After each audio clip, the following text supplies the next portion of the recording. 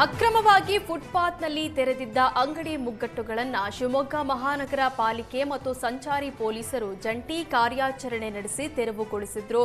ಶಿವಪ್ಪ ನಾಯಕ ಪ್ರತಿಮೆ ಎದುರಿನ ರಸ್ತೆಯಲ್ಲಿ 40ಕ್ಕೂ ಹೆಚ್ಚು ಹೂವಿನ ಅಂಗಡಿಗಳನ್ನು ತೆರೆದು ವ್ಯಾಪಾರ ವಹಿವಾಟು ನಡೆಸಲಾಗ್ತಾ ಇತ್ತು.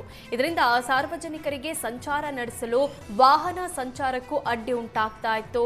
ಈ ಹಿನ್ನೆಲೆ ಶಿವಮೊಗ್ಗ ಎಸ್ಪಿ ನಿಖಿಲ್ ನೇತೃತ್ವದಲ್ಲಿ ತೆರವು ಕಾರ್ಯಾಚರಣೆ ನಡೆಸಲಾಯಿತು.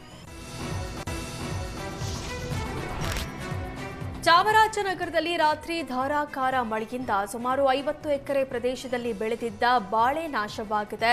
ಸಂತೆಮರಹಳ್ಳಿ, ಕಾವುದವಾಡಿ, ಉಮ್ಮತ್ತೂರು, ಆಲಹಳ್ಳಿ ಸೇರಿ ಹಲವು ಗ್ರಾಮದಲ್ಲಿ ಬಾಳೆ ನೆಲಕ್ಕುರುಳಿದ್ದು ಅಪಾರ ಪ್ರಮಾಣದ ಹಾನಿಯಾಗಿದೆ. ಗಾಳಿ ಮಳೆಗೆ ವಿದ್ಯುತ್ ಕಂಬ ಹಾಗೂ ಟ್ರಾನ್ಸ್ಫಾರ್ಮರ್ಗೂ ಹಾನಿಯಾಗಿದೆ. ರಾತ್ರಿ ಇಡೀ ವಿದ್ಯುತ್ ಇಲ್ಲದೆ ಗ್ರಾಮಸ್ಥರು ಪರದಾಡಿದ್ದಾರೆ.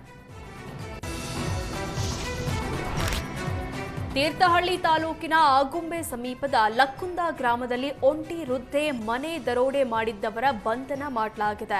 ಏಪ್ರಿಲ್ 21ರಂದು ಲಕ್ಕುಂದ ಗ್ರಾಮದ ವಿಶಾಲಾಕ್ಷಿ ಎಂಬ ವೃದ್ಧೆ ಮನೆಗೆ ನುಗ್ಗಿ ಕೈಕಾಲು ಕಟ್ಟಿ ಹಾಕಿ ಹಾಡ ಹಗಲೇ 18 ಲಕ್ಷ ರೂಪಾಯಿ ಮೌಲ್ಯದ ಚಿನ್ನಾಭರಣ ದರೋಡೆ ಮಾಡಲಾಗಿತ್ತು. ಪ್ರಕರಣ ಬೆನ್ನತ್ತಿದ್ದ ಪೊಲೀಸರು ಆರೋಪಿಗಳಾದ ಭರತ್ ಅಲಿಯಾಸ್ ಭಟ್ಟ, ಮೊಹಮ್ಮದ್ ಇಬ್ರಾಹಿಂ ಮೀರ್, ಅಶೋಕ, ಕಾರ್ತಿಕ್ ಬಂಧಿಸಿದ್ದಾರೆ. ಬಂಧಿತರಿಂದ 11 ಲಕ್ಷ ಮೌಲ್ಯದ 70 ಗ್ರಾಂ ಬಂಗಾರದ ಆಭರಣ, 56 ಬೆಳ್ಳಿ ವಸ್ತುಗಳು, 2 ಸ್ಕೂಟಿ ಜಪ್ತಿ ಮಾಡಲಾಗಿದೆ. ಧಾರವಾಡದ ಡಿಸಿ ಕಚೇರಿ ಎದುರು ನೀಟ್ ಪ್ರಶ್ನೆ ಪತ್ರಿಕೆ ಸೋರಿಕೆ ವಿರುದ್ಧ ವಿದ್ಯಾರ್ಥಿಗಳು ಪ್ರತಿಭಟನೆ ಮಾಡಿದ್ರು. ಎನ್ಟಿಎ ವಿರುದ್ಧ ಧಿಕ್ಕಾರ ಕೂಗಿ ವಿದ್ಯಾರ್ಥಿಗಳು ಆಕ್ರೋಶ ವ್ಯಕ್ತಪಡಿಸಿದ್ರು. ಪದೇ ಪದೇ ಪ್ರಶ್ನೆ ಪತ್ರಿಕೆ ಸೋರಿಕೆ ವಿರುದ್ಧ ತನಿಖೆ ಮಾಡಿ ಎನ್ಟಿಎ ಸಂಸ್ಥೆಯನ್ನ ಕೂಡಲೇ ರದ್ದುಗೊಳಿಸುವಂತೆ ಒತ್ತಾಯಿಸಿದ್ರು. ದೇಶದಲ್ಲಿ ನರೇಂದ್ರ ಮೋದಿ ಪ್ರಧಾನಿಯಾದ ಮೇಲೆ ಪದೇ ಪದೇ ಬೆಲೆ ಏರಿಕೆ ಆಗ್ತಾ ಇದೆ ಅಂತ ಸಚಿವ ವೆಂಕಟೇಶ್ ಕಿಡಿಕಾರಿದ್ದಾರೆ.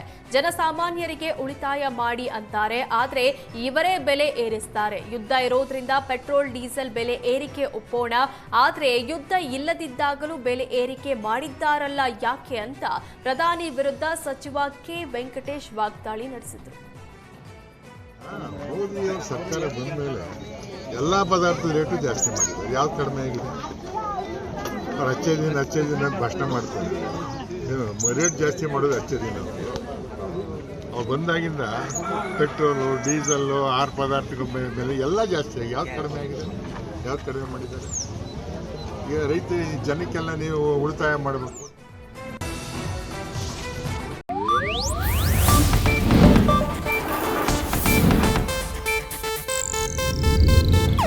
ಇದು ಏಷ್ಯಾನೆಟ್ ನ್ಯೂಸ್ ನೆಟ್ವರ್ಕ್ ಪ್ರಸ್ತುತಿ.